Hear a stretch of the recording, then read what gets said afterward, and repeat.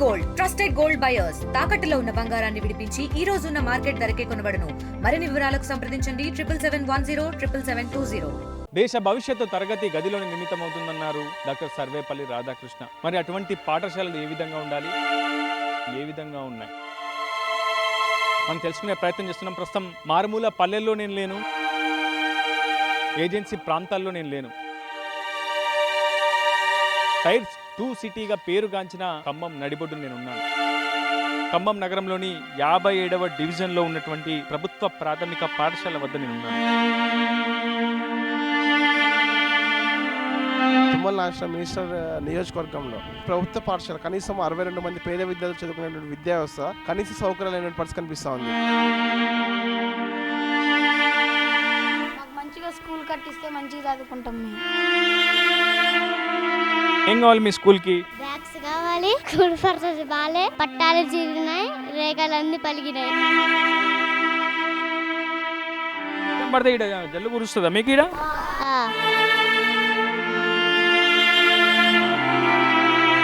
విశ్వ మానవాళికి సుఖాన్ని సౌఖ్యాన్ని అందించేది విద్య. అణ్వస్త్రాలు సాధించలేని విజయాలను సైతం విద్య సాధించి పెడుతుందన్నాడు నెల్సన్ మండేలా. దేశ భవిష్యత్తు తరగతి గదిలోని నిమిత్తమవుతుందన్నారు డాక్టర్ సర్వేపల్లి రాధాకృష్ణ. మరి అటువంటి పాఠశాలలు ఏ విధంగా ఉండాలి, ప్రస్తుతం అటువంటి పాఠశాలలు ఏ విధంగా ఉన్నాయి మనం తెలుసుకునే ప్రయత్నం చేస్తున్నాం. ప్రస్తుతం మారుమూల పల్లెల్లో నేను లేను, ఏజెన్సీ ప్రాంతాల్లో నేను లేను. టైర్ 2 సిటీగా పేరుగాంచిన ఖమ్మం నడిబొడ్డు నేనున్నాను. ప్రస్తుతం ఖమ్మం నగరంలోని 57వ డివిజన్లో ఉన్నటువంటి వడ్డెర కాలనీలో గల ప్రభుత్వ ప్రాథమిక పాఠశాల వద్ద నేనున్నాను. ప్రస్తుతం ఈ పాఠశాల చుట్టూ ప్రహరీ గోడ కూడా లేదు. ప్రస్తుతం కేవలం రేకుల షెడ్ కిందే విద్యా బోధన జరుగుతున్నటువంటి పరిస్థితి మనం స్పష్టంగా చూస్తున్నాం. మీకు కూడా స్పష్టంగా చూపించే ప్రయత్నం చేస్తున్నాను. పలిగిన రేకులు, ఆ రేకుల మధ్యన అమర్చిన ప్లాస్టిక్ కవర్లు, ఆ వాటి కిందే ప్రస్తుతం ఆ ప్రభుత్వ ప్రాథమిక పాఠశాలలోనే దేశ భవిష్యత్తు నిర్మితమవుతోంది.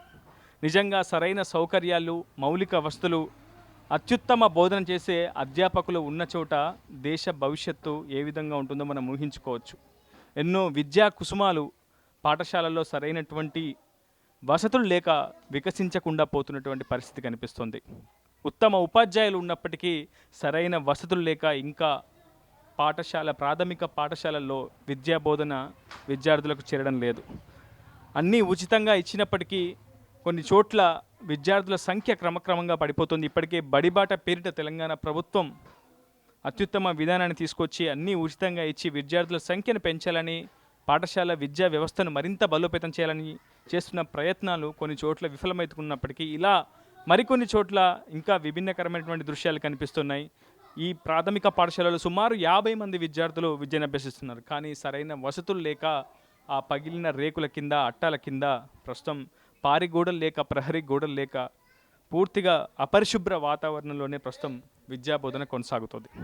ఖమ్మం నగరంలో ఈ తంతును మనం స్పష్టంగా చూస్తున్నాం. 57వ డివిజన్లో వడ్డెర కాలనీలో ప్రస్తుతం విద్యార్థులు పడుతున్నటువంటి అవస్థలు మీకు చూపించే ప్రయత్నం చేస్తున్నారు. వీళ్ళంతా కూడా నిరుపేద విద్యార్థులు. ఈ విద్యార్థుల కోసం వీరందరికీ కూడా విద్యను చేరువ చేసేందుకు స్వయంగా ప్రభుత్వమే ప్రభుత్వ పాఠశాలను వారి చెంతకు తీసుకొచ్చింది. కానీ సరైన వసతులు లేకపోవడంతో వారి భవిష్యత్తు కూడా ప్రశ్నార్థకంగా మారుతుంది. చివరికి అధ్యాపకులే చెరికొంత వేసుకొని ఇక్కడ ఉన్నటువంటి కొంత అపరిశుభ్రమైనటువంటి వాతావరణాన్ని పరిశుభ్రంగా తీర్చిదిద్దేందుకు, పారిశుధ్య కార్యక్రమాలు చేపట్టేందుకు వారి వంతు వచ్చినటువంటి వేతనాన్నే పెట్టుబడిగా పెట్టి ప్రస్తుతం పనులు చేపిస్తున్నటువంటి పరిస్థితి కనిపిస్తుంది. చుట్టూ ప్రహరీ గోడ కూడా లేదు. మరోవైపు అపరిశుభ్ర వాతావరణం, సరైనటువంటి తరగతి గది లేదు. మనం చూస్తున్నాం ఆ పైన ఉన్నటువంటి రేకులన్నీ కూడా పగిలిపోయి ఉన్నాయి. చుట్టూ ఇలా గ్రీన్ కవర్ మ్యాట్ని వాళ్ళు రక్షణగా పెట్టుకున్నారు. కేవలం మోకాళ్ళ ఎత్తు గోడల చుట్టూ వాళ్ళంతా కూడా కొంత రక్షణగా ఉండే ప్రయత్నం చేస్తున్నారు. ప్రస్తుతం అధ్యాపకుడు శ్రీకాంత్ వాళ్ళకి విద్యా బోధన చేస్తున్నారు. ప్రస్తుతం ఆయనతో కూడా మాట్లాడించే ప్రయత్నం చేద్దాం.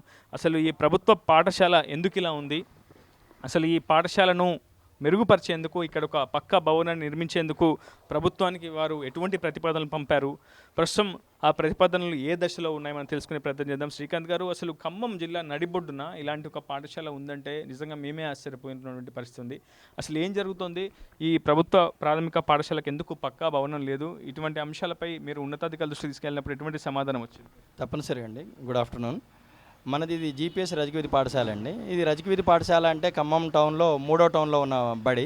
అక్కడ పిల్లలు లేకపోవటం వల్ల మన ఈ అత్యంత పేద పిల్లలు ఉన్నటువంటి రహమత్ నగరు, వికలాంగుల కాలనీ, సౌరాల కాలనీ, బాబు జగజీవనరావు కాలనీ, వడ్డెర కాలనీ, ఇలా ఈ ఏరియాకి పిల్లలు లేరని చెప్పేసి అప్పుడు డిఓ గారు, ఎంఈఓ గారు మన పాఠశాలని ఇక్కడ షిఫ్ట్ చేయడం జరిగింది. అయితే ఈ 57వ డివిజన్లో పాఠశాల గవర్నమెంట్ బడి ప్రాథమిక పాఠశాల అనేది లేనే లేదు. దానివల్ల ఇక్కడ తప్పనిసరిగా ఒక బడి ఉండాలన్న మంచి సంకల్పంతో వాళ్ళు ఒక అద్దె గదిలో మొదలుపెట్టారు.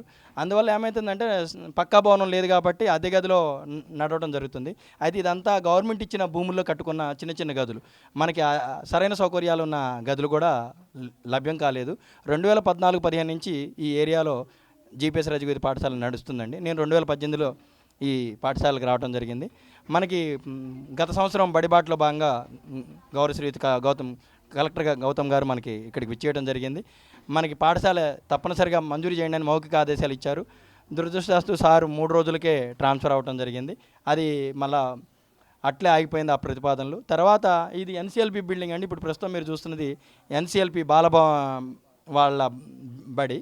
ఈ ప్రిమిసెస్ని స్థానికగా ఎంఈఓ శ్రీమతి శైలజలక్ష్మి గారి సహకారంతో, డియూ గారి చొరవతో, కలెక్టర్ గారు ముజ్మిల్ ఖాన్ గారు మనకి ఈ జీపీఎస్ రజకవీధి పాఠశాలకి బిల్డింగ్ లేదు కాబట్టి ఈ ప్రిమిసెస్ని అప్పచెప్తూ దీనికి నూతన భవనానికి కోసమని ప్రపోజల్స్ పెట్టిమన్నారండి. ప్రపోజల్స్ వెళ్ళినాయి.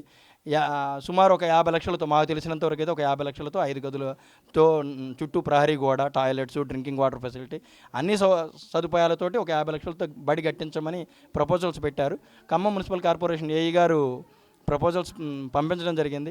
మళ్ళీ దురదృష్టవశాత్తు ఏమైందంటే సార్ కూడా బదిలీపైన వెళ్ళడం జరిగింది. కొత్త కలెక్టర్ గారి దృష్టికి డిఓ గారు, ఎంఈఓ గారు మాకు హామీ ఇవ్వడం జరిగింది. కొత్త కలెక్టర్ గారి దృష్టికి మేము తీసుకువెళ్తున్నాం, వీలైనంత తొందరగా నూతన భవన నిర్మాణానికి అవసరమైన చర్యలు తీసుకుంటామన్నారు. అయితే ఈలోపు బడి మనం మొదలుపెట్టినాం కాబట్టి పిల్లలకి ఎటువంటి ఇబ్బందులు రాకూడదు అన్న ఉద్దేశంతో ఇక్కడ మనకి అనుకూలంగా ఒక గది, దానిపైన 2 రేకులతో కూడిన ఇంకొక 2 గదులు అనుకూలంగా ఉన్నాయండి. కొన్ని చిన్న చిన్న కారణాలు, ఇబ్బందులు, పని వాళ్ళు రాకపోవటం వల్ల ఆ పైన రేపు 6 ఎల్లుండి నుంచి మొదలవుతాయి. ఈలోపు పిల్లలకి ఒకే గదిలో అయితే ఇంతమంది సుమారు 62 మంది పిల్లలు ఇప్పుడు ఉన్నారండి మన దగ్గర. అంటే ఇప్పుడు అడ్మిషన్ జరుగుతున్నాయి కాబట్టి సుమారు అనే పదం వాడాను నేను. అంటే ఇంకా పెరగవచ్చు అవకాశం. ఎగ్జాక్ట్లీ, దాదాపు 62 మంది పిల్లలు ఇప్పుడు మీ దగ్గర విద్యను అభ్యసిస్తున్నారు. వీళ్ళందరి రక్షణ కూడా మీ బాధ్యత, ప్రభుత్వం యొక్క బాధ్యత. మనం చూస్తున్నాం, ఒకవైపు ఎండకి ఎండుతూ వానకి తడుస్తూ ఉన్నటువంటి సందర్భం, ఇంకా ఆ వాటర్, ఆ పట్టాలపై కూడా వాటర్ ఇంకా అట్లనే నిల్వ ఉంది. చాలా పరిశుభ్రమైనటువంటి వాతావరణంలో విద్యార్థులు చదువుకోవాల్సి ఉంటుంది, కానీ చాలా అపరిశుభ్రంగా వాతావరణం కూడా కనిపిస్తోంది. సో పిల్లల తల్లిదండ్రులకు ఏం నచ్చ చెప్తున్నారు? ఎందుకంటే ప్రభుత్వ పాఠశాలల్లో చాలా మంచి వసతులు ఉంటాయని మీరే బడిబాటలో ప్రచారం చేస్తుంటారు. ప్రభుత్వ ప్రజాప్రతినిధులందరూ కూడా క్షేత్రస్థాయిలో పర్యటిస్తూ బడిబాటలో ప్రభుత్వ బడులను బలోపేతం చేయాలని చెప్తున్నారు. కానీ క్షేత్రస్థాయిలో ఎటువంటి పరిస్థితుల పట్ల దాదాపు గత కలెక్టర్ కూడా 1 ఇయర్ పాటు పనిచేశారు ఖమ్మం జిల్లాలో. ఎందుకు అకాడమిక్ ఇయర్ ప్రారంభం కాకముందే ఎందుకు చర్యలు తీసుకోలేదు? ఎందుకు పాఠశాల భవన నిర్మాణాన్ని ప్రారంభించలేదు? అయితే ఇక్కడ ఏమవుతుందంటే ఈ భవనాన్ని మనకు అప్పచెప్పినప్పుడు తప్పనిసరిగా దీన్ని బాగు చేయండి, మినిమం రిపేర్స్ చేయండి అన్నారు. స్థానిక కార్పొరేటర్ గారు ఏంటంటే మనకి ఈ 57వ డివిజన్లో ఎప్పటి నుంచో బడి లేదు కాబట్టి కొత్త మోడల్గా ఒక మోడల్ స్కూల్ అనేది మాకు కట్టిస్తే అది బాగుంటుంది అన్న ఉద్దేశంతో సార్ ఏమన్నారంటే నూతన భవనం కోసమని ప్రయత్నం చేశారు. ఆ క్రమంలో కొంత జాప్యం జరిగిన మాట వాస్తవం. తల్లిదండ్రులకి ఏంటంటే మా మీద నమ్మకం ఉంది, మనం ఒక గదిలోనే చాలా చక్కగా అద్భుతంగా మీరు పాఠాలు చెప్పారు. మన పిల్లలు 5వ తరగతి అయిపోయిన తర్వాత ఎక్కడికి వెళ్ళినా మన పిల్లలు చాలా ముందంజలో ఉన్నారు, వాళ్ళు ఆ నమ్మకంతో పంపిస్తున్నారు. అయితే ఇక్కడ మనకి చుట్టూ ప్రహరీ కూడా లేకపోవడం వల్ల అంతకుముందు 2 ఏళ్ల నుంచి ఇది శిథిలావస్థలోను, ఇది అందరూ ఒక ఖాళీ ప్రదేశంగా దాన్ని ఇష్టం వచ్చినట్టుగా వాడటం వల్ల మనం ఇబ్బందులు పడ్డాం. ఇప్పుడు మనం తర్వాత వీలైనంత వరకు కూడా శుభ్రంగా ఉంచడానికి చర్యలు తీసుకుంటున్నాం సార్. తప్పనిసరిగా ఇక ముందు కూడా ఇంకొంచెం మెరుగైన చర్యలు అయితే తప్పనిసరిగా తీసుకుంటాం. మీరే స్వంతంగా డబ్బును ఇన్వెస్ట్ చేసి ప్రస్తుతం ఆ కర్రలు, ఆ రక్షణ గోడలు కొంత నిర్మిస్తున్నట్లు తెలుస్తుంది. ఎంతవరకు ఖర్చు అయింది అసలు? మరి మండల విద్యాశాఖ అధికారులు, జిల్లా విద్యాశాఖ అధికారులకు ఏమైనా సమాచారం ఇచ్చారా? ఇలా ఖర్చు అవుతుంది, కనీసం సేఫ్టీ ప్రికాషన్స్ కూడా తీసుకోవాల్సినటువంటి అవసరం ఉంది, కొంత రక్షణ కూడా తీసుకోవాల్సినటువంటి అవసరం సార్. మా ఎంఈఓ గారు తప్పనిసరిగా మా వెన్నంటే నిలుస్తున్నారు సార్. నిజంగా కూడా వాస్తవంగా మేడం గారు నిన్న కూడా విజిట్ చేసిపోయారు, సార్తో పాటు డిఓ గారిని తీసుకొని వచ్చారు. డిఓ గారికి కూడా తెలియజేయడం జరిగింది, సార్ ఇది బిల్డింగ్ వస్తుందన్న ఉద్దేశంతో మనము ఆగిపోయినాము, కానీ బిల్డింగ్ రాలేదు. వీళ్ళు సార్ వాళ్ళు అమ్మ ఆదర్శ పాఠశాల తరపున ఖర్చు పెడుతున్నారు, తప్పనిసరిగా మనం ఏఏపీసీ తరపున వీళ్ళకి నిధులు మనము శాంక్షన్ చేద్దామని చెప్పేసి డిఓ గారు కూడా హామీ ఇవ్వడం జరిగింది సార్. మనం ప్రస్తుతం చూస్తున్నాం, విద్యార్థులందరూ కూడా చాలా యాక్టివ్గా ఉన్నటువంటి పరిస్థితి ఉంది. ప్రభుత్వ పాఠశాలల్లో విద్యార్థులు చాలా యాక్టివ్గా, చురుగ్గా ఉంటుంటారు, మనం చూస్తుంటాం. కానీ ఇటువంటి విద్యార్థులకు అందాల్సినటువంటి వసతుల పట్ల మాత్రం ప్రభుత్వం కొంత ఉదాసీనత వ్యవహరిస్తుందని మనం స్పష్టంగా చెప్పుకోవచ్చు. ఎందుకంటే జరుగుతున్నటువంటి జాప్యం నిజంగా చాలా పెద్ద ఎత్తున ఆవేదన కూడా గురిచేస్తుంది. ప్రస్తుతం విద్యార్థులకు మౌలిక వసతుల కల్పనే ప్రధాన ధ్యేయంగా తెలంగాణ ప్రభుత్వం కూడా అడుగులు వేయాలని కూడా ప్రతి ఒక్కరూ కోరుకుంటున్నారు. ప్రస్తుతం పాఠశాలలో మంచినీటి వసతి కోసం కూడా ఒక చిన్న వాటర్ని ఏర్పాటు చేసుకొని వారే తాగుతూ సేవిస్తున్నటువంటి పరిస్థితి కనిపిస్తుంది. మరోవైపు చుట్టూ రక్షణ గోడలు, ప్రహరీ గోడలు లేకపోవడంతో ఇలా ఇక్కడ ఉన్నటువంటి ఉపాధ్యాయులే ప్రస్తుతం మీకు చూపించే ప్రయత్నం చేస్తున్నాను. ఇలా కర్రలకు స్తంభాలు పాతి ఆ తీగలను కట్టి ప్రస్తుతం వాటిని ప్రహరీ గోడలుగా మలిచే ప్రయత్నం అయితే చేశారు. ఎందుకంటే విద్యార్థులు ప్రాథమిక పాఠశాలలో చదువుతున్నటువంటి విద్యార్థులు కాబట్టి ఒకసారిగా రహదారులకు పైకి వెళ్తే వాహనాలు వచ్చి కూడా ఢీకొనే ప్రమాదం ఉంటుంది. కాబట్టి ముందస్తుగా ఇలా ప్రహరీ గోడలుగా కర్రలను కట్టి ప్రస్తుతం కొంత సేఫ్టీ ప్రికాషన్స్ ఇక్కడున్నటువంటి ఉపాధ్యాయులు అయితే పాటిస్తున్నారు. ప్రస్తుతం ఇక్కడున్నటువంటి బోరింగ్లు కూడా పనిచేయనటువంటి పరిస్థితి కనిపిస్తుంది. ఇక్కడ ఈ 2 బోరింగ్లు పాఠశాల ప్రెమిసెస్లో ఉన్నటువంటి 2 బోరింగ్లు కూడా పనిచేయట్లేదని అధ్యాపకులు చెప్తున్నారు. ప్రస్తుతం ఇలా ఒక వాటర్ క్యాన్ని వారు అందుబాటులోకి తెచ్చుకొచ్చుకొని ప్రస్తుతం ఈ నీటిని సేవిస్తున్నారు.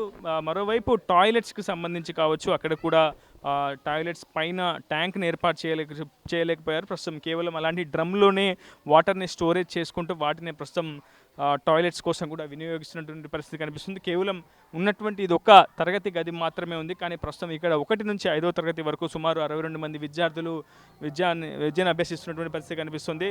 ప్రస్తుతం ఈ తరగతి గదిలో 1, 5, 2 తరగతులకు సంబంధించి 3 తరగతి గదులు ఈ తరగతి గదిలో 3 తరగతుల విద్యార్థులకు సంబంధించి విద్యాబోధన కొనసాగుతుంటే మరోవైపు ఆ రేకుల షెడ్ కింద ఇతరత్ర 2 తరగతులకు సంబంధించినటువంటి విద్యాబోధన కొనసాగుతుంది. ప్రస్తుతం చాలా దయనీయమైనటువంటి పరిస్థితి ఇక్కడ కనిపిస్తుందని చెప్పుకోవచ్చు. ఇది మారుమూల పల్లెల్లోనూ ఏజెన్సీ ప్రాంతాల్లోనూ కాదు, స్వయంగా మంత్రి తుమ్మల నాగేశ్వరరావు ప్రాతినిధ్యం వహిస్తున్న ఖమ్మం నియోజకవర్గం నడిబొడ్డునే ప్రస్తుతం ఈ ప్రభుత్వ ప్రాథమిక పాఠశాల దుర్భర పరిస్థితిని మీకు కళ్ళకు కట్టినట్లుగా చూపించే ప్రయత్నం చేస్తున్నాం. ఒకవైపు ప్రాథమిక విద్యార్థులకు పునాదిగా చెప్తూ ఉంటారు. కానీ ప్రస్తుతం అటువంటి ఎటువంటి వాతావరణంలో విద్యార్థులకు అందవేస్తున్నామనేది కూడా ప్రశ్నార్థకంగా మారిందని చెప్పుకోవాలి. ఎందుకంటే ఒకవైపు తెలంగాణ ప్రభుత్వం వేల కోట్ల రూపాయలు వెచ్చిస్తున్నాం, అటువైపు విద్యా హక్కు చట్టాన్ని అమలు చేస్తున్నాం. తెలంగాణ రాష్ట్ర వ్యాప్తంగా ఇప్పటికే వేలాది పాఠశాలలను మళ్ళీ నూతనంగా తెరిపించాం. విద్యార్థుల సంఖ్యకు తగ్గట్టుగా స్కూళ్ళను ఏర్పాటు చేస్తున్నాం.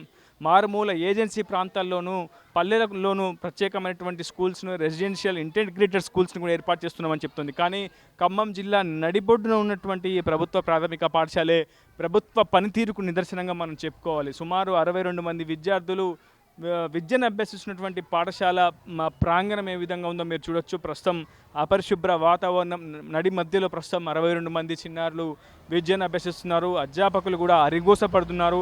ఇప్పటికే విద్యాశాఖ అధికారులకు చెప్పారు, గతంలో ఇక్కడ పనిచేసిన కలెక్టర్లకు చెప్పారు. కానీ ప్రస్తుతం వారి దృష్టికి తీసుకుపోయినప్పటికీ కొంత జాప్యం అయితే జరిగింది. కానీ ఈ పాఠశాల ప్రాంగణంలోనే నూతన పక్క బిల్డింగ్ కోసం నిర్మాణానికి అనుమతులు మంజూరు చేస్తామని గత కలెక్టర్లు చెప్పారు. ఆ తర్వాత వారు బదిలీపై వెళ్ళారు. ప్రస్తుతం ఖమ్మం జిల్లా కలెక్టర్గా నూతనంగా బాధ్యతలు స్వీకరించిన దుర్శెట్టి అనుదీప్ దృష్టికి కూడా ఈ సమస్యను తీసుకెళ్లేందుకు విద్యాశాఖ అధికారులు ప్రయత్నాలు చేస్తున్నారు. ఖచ్చితంగా ఈ అంశంలో కొంత సఫలీకృతం అవుతామని విద్యాశాఖ అధికారులు అయితే మనకు సమాధానం ఇస్తున్నప్పటికీ, ఒక ఆశాభావం దృక్పథాన్ని వ్యక్తం చేసినప్పటికీ మరో జాప్యం జరిగితే విద్యార్థులు మాత్రం తీవ్రంగా నష్టపోయే అవకాశం ఉంది. ప్రస్తుతం ఈ అంశానికి సంబంధించి విద్యార్థి సంఘం నేతలతో మాట్లాడించే ప్రయత్నం చేద్దాం. చెప్పండి, ప్రస్తుతం ప్రభుత్వ ప్రాథమిక పాఠశాల విద్యను సక్రమంగా అందుతుందని, దానికోసం వేల కోట్ల రూపాయలు వెచ్చిస్తున్నామని ప్రభుత్వం చెప్తుంది. కానీ క్షేత్రస్థాయిలో ఇటువంటి పరిస్థితులు కొన్ని చోట్ల దర్శనమిస్తున్నాయి. స్వయంగా మంత్రి తుమ్మల నాగేశ్వరరావు ఇలాకాలోనే ఇటువంటి పరిస్థితి అంటే పరిస్థితి ఏ విధంగా ఉందనుకోవాలి?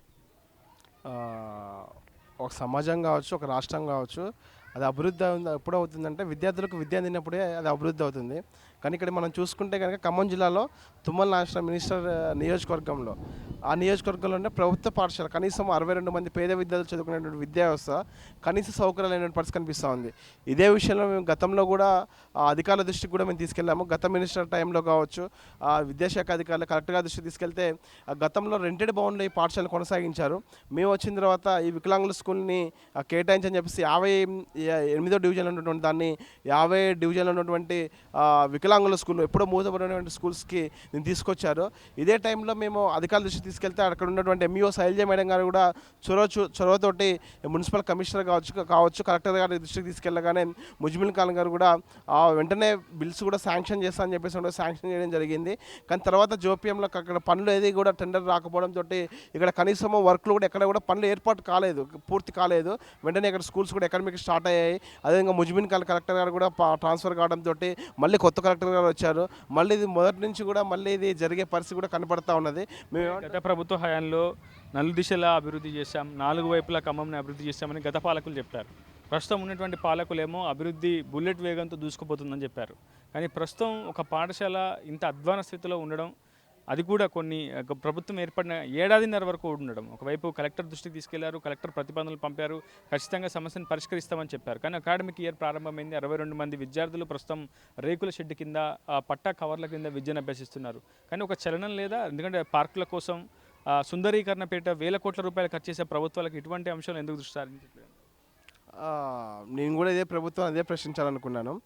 ప్రభుత్వాలు రోడ్లు, భవనాలు, అద్దాలు, కలర్లు, రంగులేసి మరి అభివృద్ధి చేస్తున్నారని చెప్పేసి చెప్తా ఉన్నారు. కానీ మరి ఇటువంటి పేద విద్యార్థులు చదువుకునే పాఠశాలలు అభివృద్ధి కోసము వీళ్ళు కనీసం చర్యలు చేపట్టలేదు.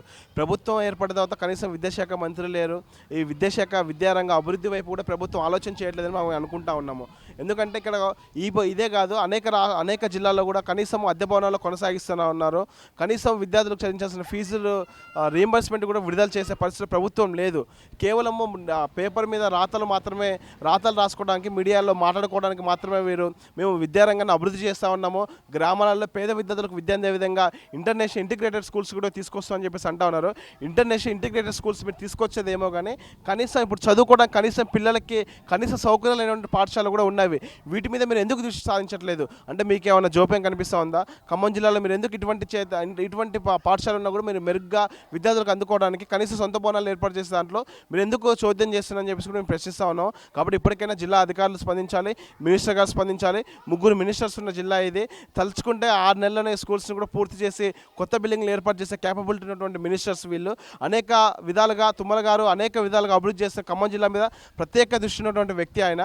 తన నియోజకవర్గంలో తన ప్రాంతంలో ఈ విధమైన పాఠశాల ఉందంటే మీకేది మచ్చగా ఉంటుంది. కాబట్టి దయచేసి తుమ్మల గారు చొరవతోటి ఈ ప్రభుత్వ పాఠశాల సొంత బిల్డింగ్ ఏర్పాటు చేసే విధంగా చొరవ చూపని చెప్పేసి కూడా మేము పీడిఎస్గా అధికారులని తుమ్మల గారిని కోరుతా ఉన్నాము. మొత్తంగా ప్రస్తుతం మనం పరిస్థితిని చూస్తున్నాం.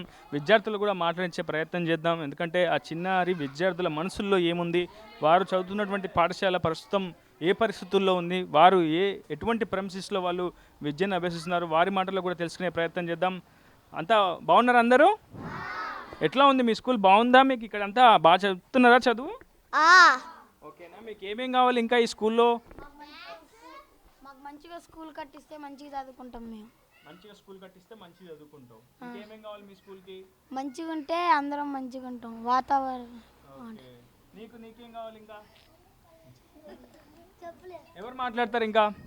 ఎవరు మాట్లాడతారు? ఎస్, మీతో మాట్లాడిస్తాను నేను. మీకు ఏమేం కావాలి, మీ స్కూల్కి ఏం కావాలో చెప్పండి నాతోటి. ఓకేనా? ఓకే, చెప్పు ఏం కావాలి మీ స్కూల్కి? బ్యాగ్స్ కావాలి, ఇంకా స్కూల్ పరిస్థితి బాగాలే, సార్ వాళ్ళు కట్టిదని చెప్పారు,